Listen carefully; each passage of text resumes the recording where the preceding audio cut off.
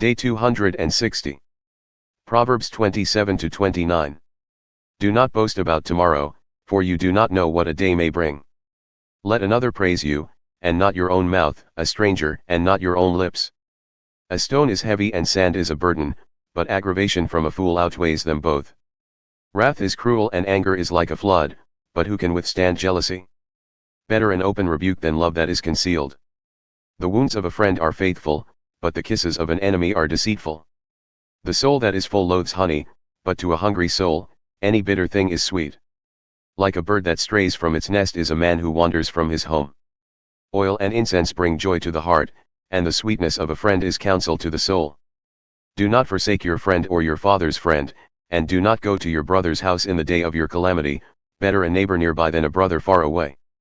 Be wise, my son, and bring joy to my heart, so that I can answer him who taunts me. The prudent see danger and take cover, but the simple keep going and pay the penalty. Take the garment of him who posts security for a stranger, get collateral if it is for a foreigner. If one blesses his neighbor with a loud voice early in the morning, it will be counted to him as a curse.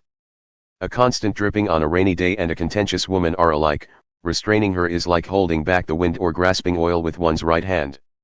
As iron sharpens iron, so one man sharpens another. Whoever tends a fig tree will eat its fruit, and he who looks after his master will be honored. As water reflects the face, so the heart reflects the true man. Sheol and Abaddon are never satisfied, so the eyes of man are never satisfied. A crucible for silver and a furnace for gold, but a man is tested by the praise accorded him. Though you grind a fool like grain with mortar and a pestle, yet his folly will not depart from him. Be sure to know the state of your flocks, and pay close attention to your herds, for riches are not forever, nor does a crown endure to every generation. When hay is removed and new growth appears and the grain from the hills is gathered, the lambs will provide you with clothing, and the goats with the price of a field.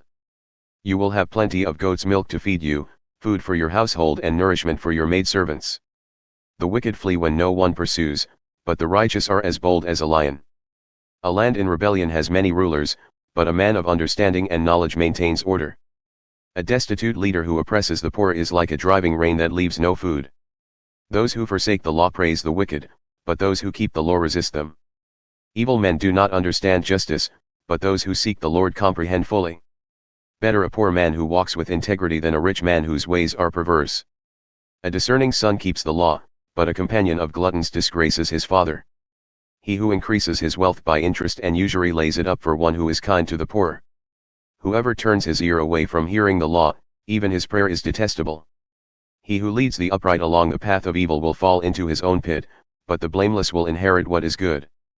A rich man is wise in his own eyes, but a poor man with discernment sees through him. When the righteous triumph, there is great glory, but when the wicked rise, men hide themselves. He who conceals his sins will not prosper, but whoever confesses and renounces them will find mercy.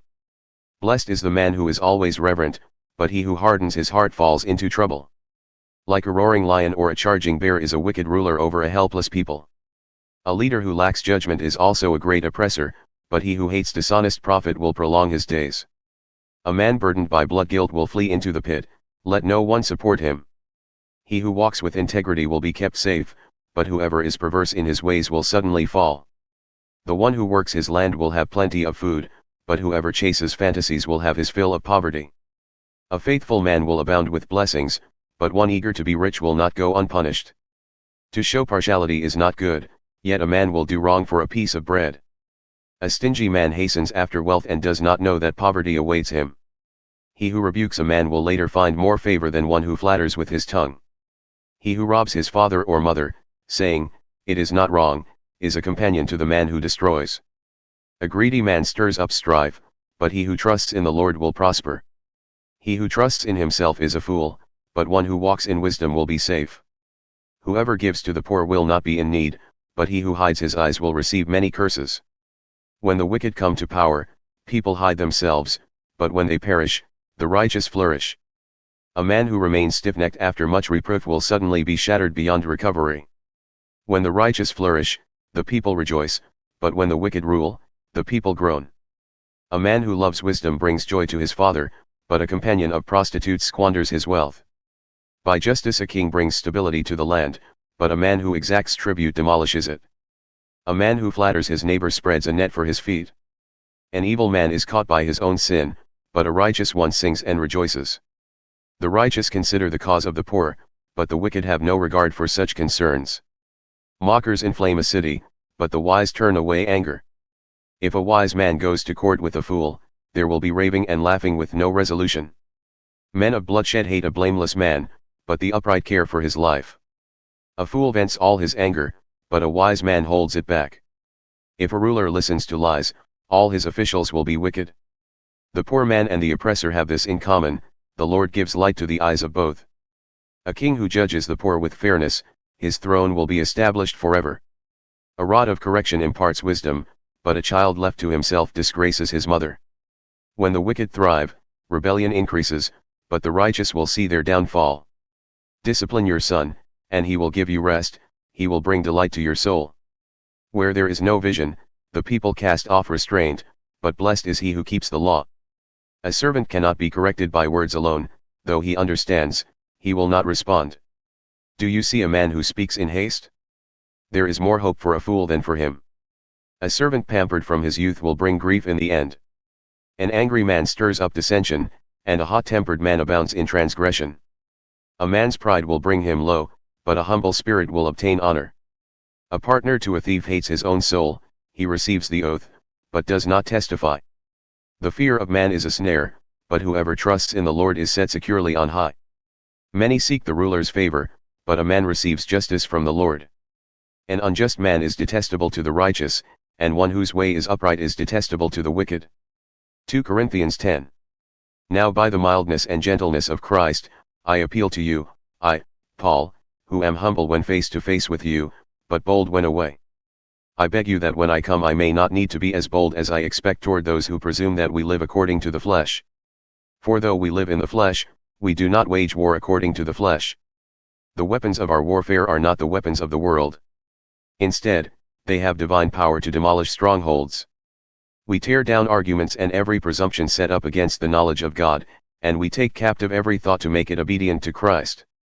And we will be ready to punish every act of disobedience, as soon as your obedience is complete. You are looking at outward appearances. If anyone is confident that he belongs to Christ, he should remind himself that we belong to Christ just as much as he does.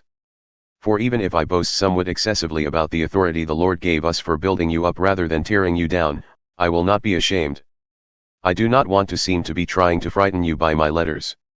For some say, his letters are weighty and forceful, but his physical presence is unimpressive, and his speaking is of no account. Such people should consider that what we are in our letters when absent, we will be in our actions when present. We do not dare to classify or compare ourselves with some who commend themselves. When they measure themselves by themselves and compare themselves with themselves, they show their ignorance. We, however, will not boast beyond our limits, but only within the field of influence that God has assigned to us, a field that reaches even to you. We are not overstepping our bounds, as if we had not come to you. Indeed, we were the first to reach you with the gospel of Christ. Neither do we boast beyond our limits in the labors of others. But we hope that as your faith increases, our area of influence among you will greatly increase as well, so that we can preach the gospel in the regions beyond you. Then we will not be boasting in the work already done in another man's territory. Rather, let him who boasts boast in the Lord. For it is not the one who commends himself who is approved, but the one whom the Lord commends.